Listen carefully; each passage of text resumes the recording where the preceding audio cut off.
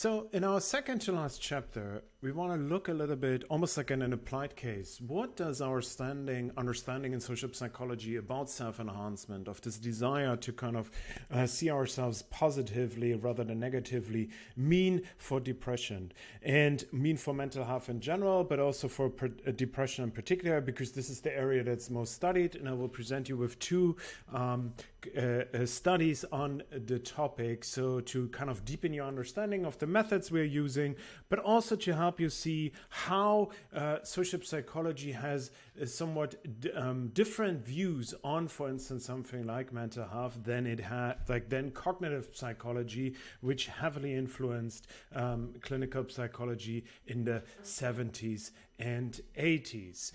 There's another aspect I want to talk about, and this is automaticity. In the last bit of our lecture, we touched upon this idea that if you want to self-deceive yourself, you have to do it somewhere almost like outside of your self, outside of your conscious deliberate thought. And this is a role where like automaticity comes in. Maybe certain defensive mechanisms are activated without us needing to intend that, or maybe without us even being aware of it, and thereby providing a real efficient and effective defense for our self-view. And these are the two topics we want to touch upon. So just as a reminder, I think we have these contrast views in the beginning. I said there's like on the one side, you can say, okay, what does, if we ask ourselves, if we ask different disciplines, what is the difference between a mentally healthy and a less healthy person, then cognitive psychology had for a very long, and clinical psychology still has and had for a very long time, this view that is basically the mentally ill person is somewhat biased. They see things that are not there, they feel things, they remember things, they they have somewhat unjustified thoughts, while us, the healthy, the doctors, the therapists, we are the sane, the unbiased people. We are the people who see what is there, and hence we are healthy. And there is some truth to that, and I come back to that when I end this section. But social psychology highlights something else, that there are a lot of biases, a lot of perceptions, deceptions that actually keep us mentally healthy and productive. Okay, we will talk about two of them: the illusion of control and optimism, as key ingredients of healthy, of a mental healthy individual. So social psychology, you see, maybe at least partly, it is not those who are mentally ill that are biased, but it is us who are biased, and hence keep depression, anxiety, etc. at bay. Just a quick reminder, what is self-enhancement? Is kind of the idea.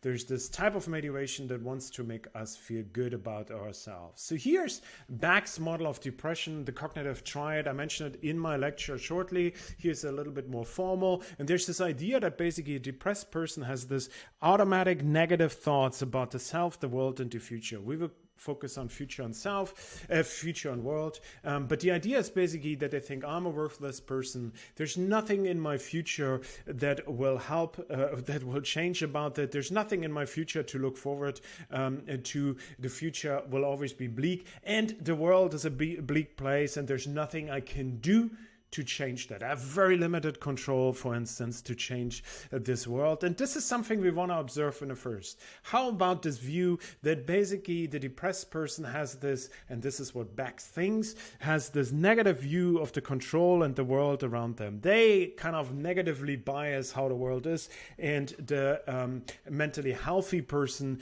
does not. They see the world as it is.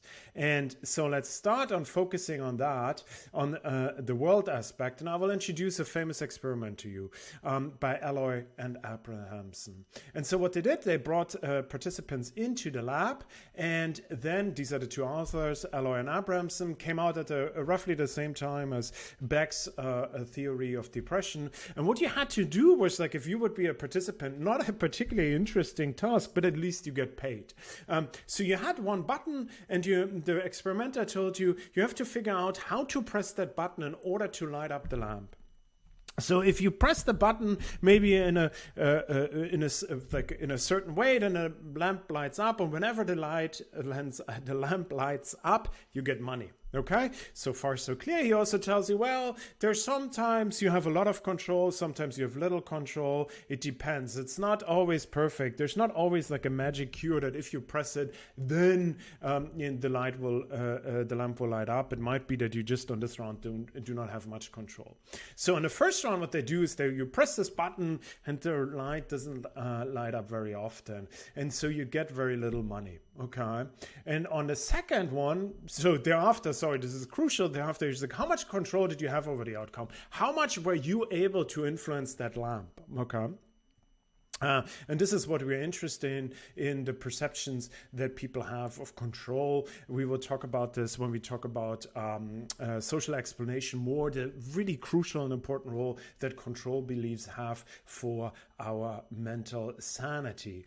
And then they do a second round. Obviously, this was randomized, the order. But here you press the button and the light lights up. And it's like, oh, you get a lot of money. Okay, so suddenly here you earn more. But the way the kind of evil scientists have set up this is that in both of these rounds, in both of these experiments, in both of these rounds with the little money and a lot of money, you actually had the same amount of control.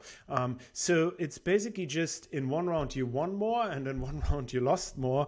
But the idea here is that maybe what people like you and me do, that we think, oh, if we earn a lot of money, then we have control. We attribute positive things to ourselves. We think like, oh, we are in control of these things. But if we do not earn a lot of money, if things go wrong, then we think like, oh, we don't really have control. And what they were interested in is looking like, okay, how does that differ when you bring in a group like us, really happy participants, and a group of participants with depression. So there are these two groups doing both of these tasks. And what the results find is, so the paper is a really famous title of the paper. It's called Sadder But Wiser. And what they find, let me kind of orient you here. So here you have this kind of, you lose a lot round on the y-axis on the left, and on the right you have this win a lot condition. Okay, and what you can see first here, this is us, these are the non-depressed people, and when we win a lot we think like, oh, we had a lot of control.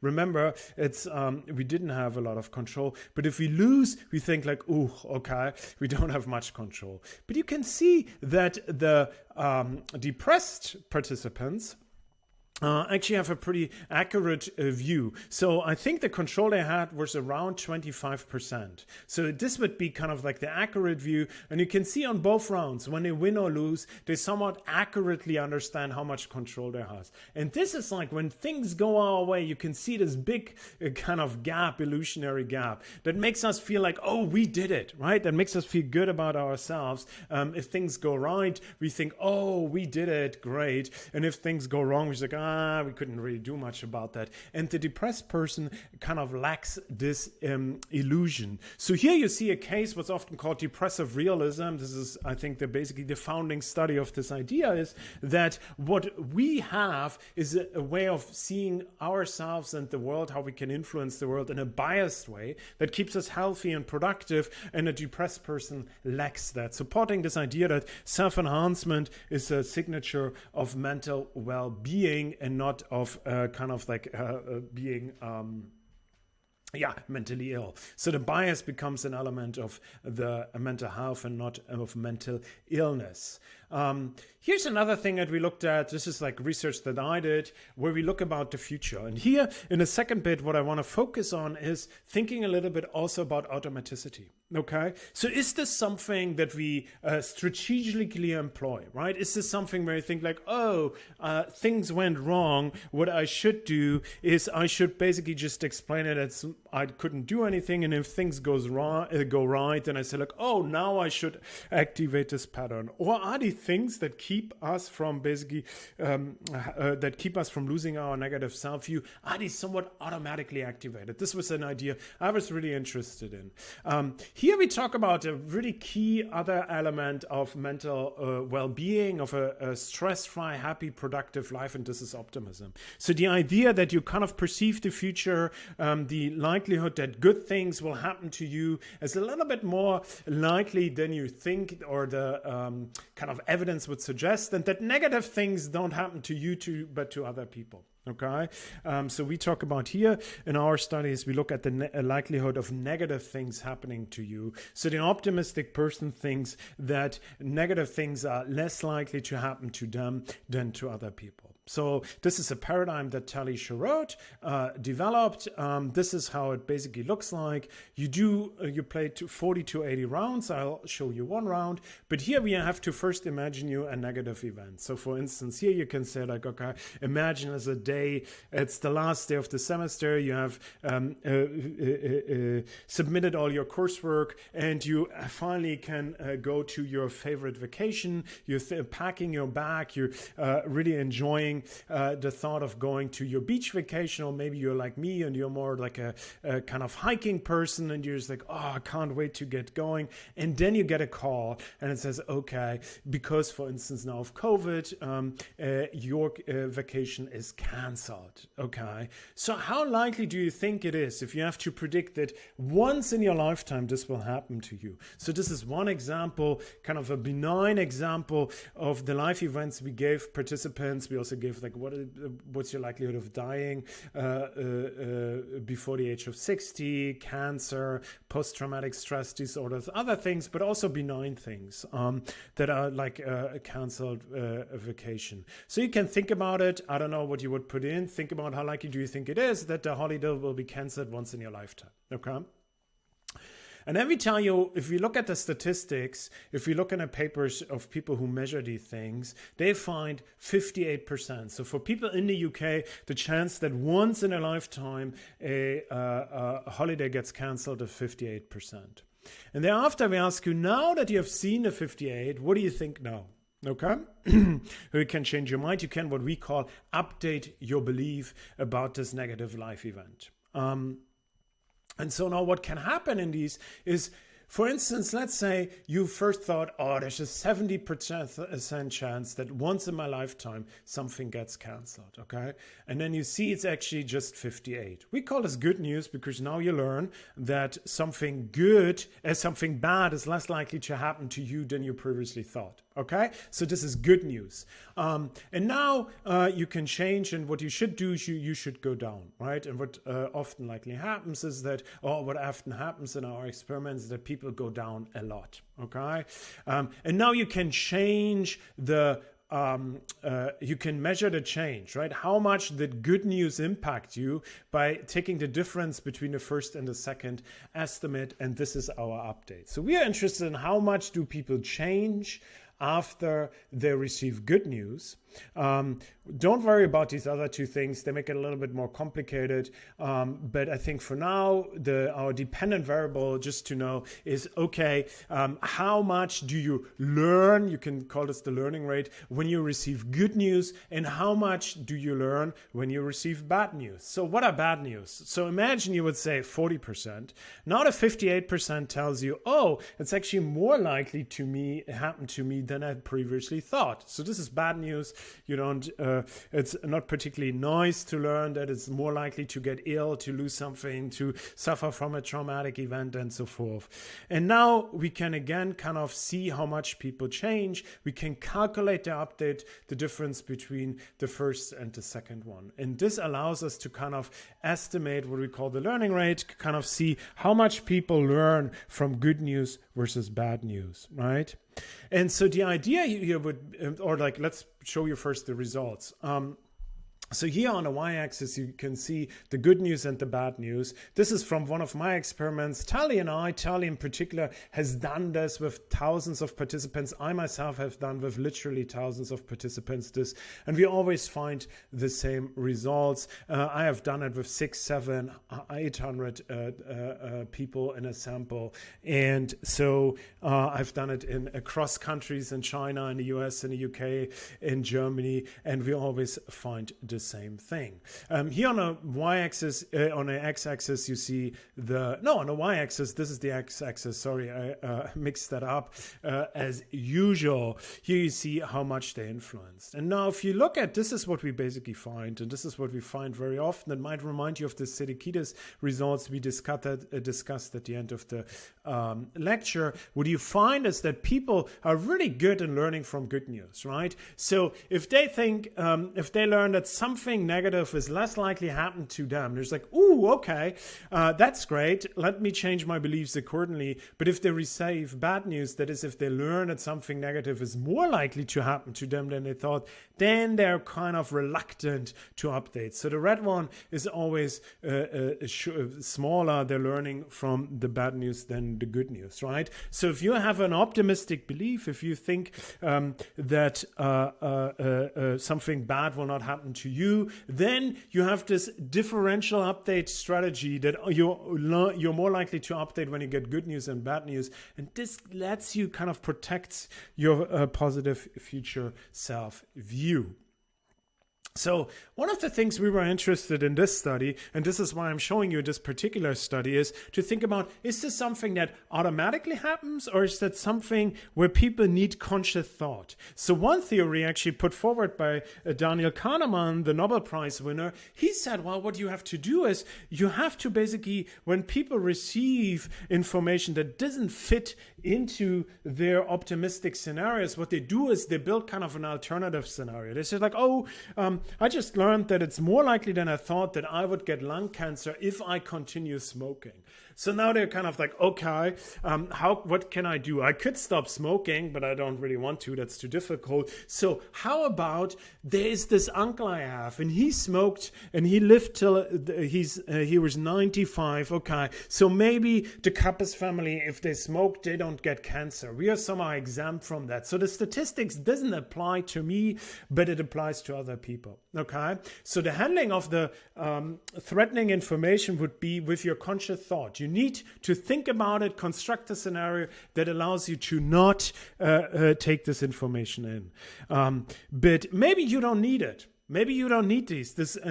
Something automatically happens. This is what we were putting forward. So how could you test that? And this is what we did in a so-called load manipulation. We basically put the conscious thought under load. So we had people, when they received the average information, they had to memorize the code, and they would have gotten money if they could remember the code correctly. So you would say like, okay, how likely is it that you that one of your vacations will get cancelled? You just said like 58%. Now it's like 64B and 32. 64B and, okay, oh, here's domestic burglary. Okay, it's a different event, but it's like, oh, 39. And then you have to recall the code. So you can't build an alternative scenario while you're memorizing this code, or you should be at least less good at it. So people under this load should be less able to reject negative news if conscious thought is needed to reject that. But what we find is the opposite. So if you kind of look here, we have on the x-axis, x-axis. If you look at the x-axis here, you have the cognitive load condition and you have the no load condition. And here on the y-axis, you have the learning rate again, okay?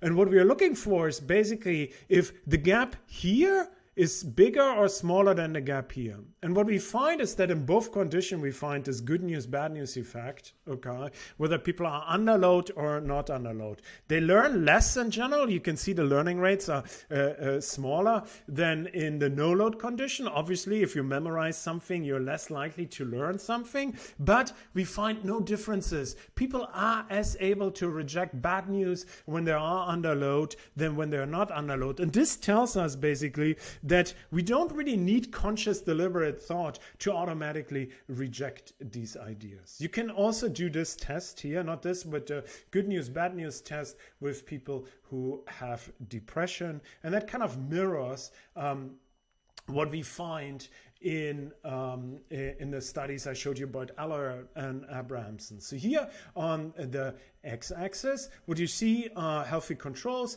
and people with a major depression diagnosis. Okay, and here you can see this is the classic pattern. You see bad news, very meager updates, good news, very good updates. And then you see this difference disappears, right? There's this massive increase in learning from bad news between the controls, the healthy controls, and the people with the major depression disorder. So what it tells you is here that the self-enhancement, this kind of key protection mechanism, doesn't seem to work as well in people with major depression than in people without major depression. But it also tells you that those, they basically learn even-handed. They're unbiased. It is us with these massive biases, okay?